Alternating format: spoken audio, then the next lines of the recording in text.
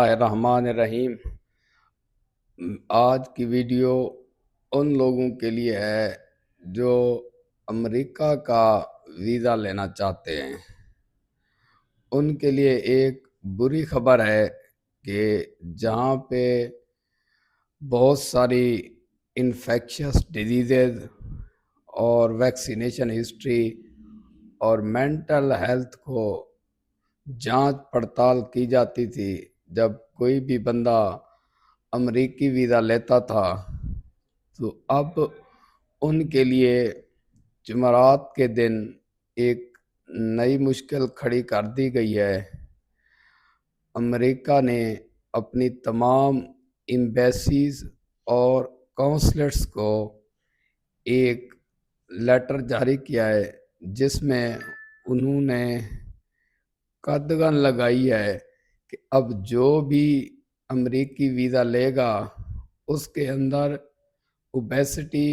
یعنی کہ موٹاپا اور ڈائبٹیز یعنی کہ شوگر کو بھی لازمی قرار دے دیا گیا ہے۔ اب جو بندہ موٹاپے کا حامل ہوگا اس کو امریکی ویزا نہیں مل سکے گا۔ جیسا کہ آپ سب جانتے ہیں کہ جب سے صدر ڈونلڈ ٹرمپ نے دوسرا ٹینیور اپنا سنبھالا ہے تو اس کی جو پالیسیز ہیں اسپیشلی جو امیگرینٹس ہیں ان کے حوالے سے سخت ترین ہوتی جا رہی ہے۔ اسی ضمن میں اب انہوں نے جو نیا اعلامیہ جاری کیا ہے اس میں cardiovascular diseases, mental health, respiratory diseases, metabolic disorders, cancer, infectious diseases, vaccination history اور مینٹل سٹیٹس جاننے کے ساتھ ساتھ شوگر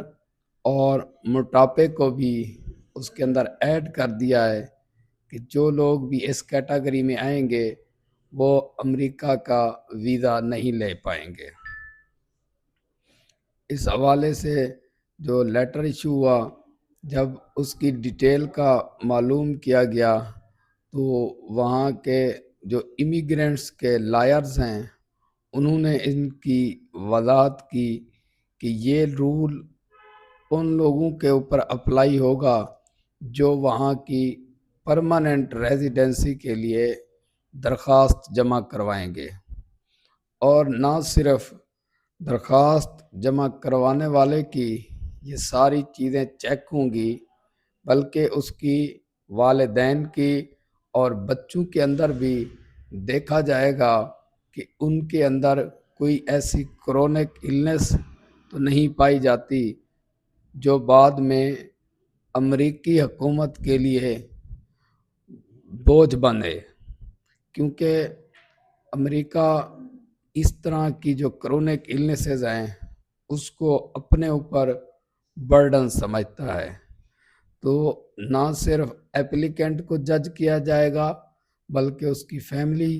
اس کے بچوں اور اس کے والدین کے اندر بھی دیکھا جائے گا کہ کوئی کرونک النس ہے یا نہیں ہے، اور ساتھ میں یہ بھی دیکھا جائے گا کہ جو بندہ پرماننٹ ریزیڈنسی کے لیے اپلائی کر رہا ہے کیا وہ ان بیماریوں کا علاج افورڈ کر سکتا ہے یا نہیں، کیونکہ پوری دنیا کے اندر سب سے جو مہنگا علاج ہے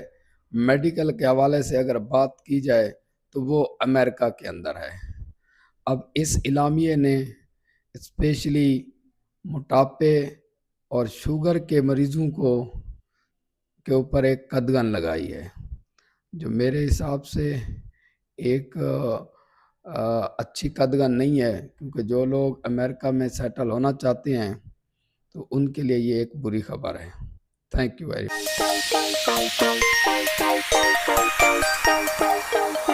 مچ۔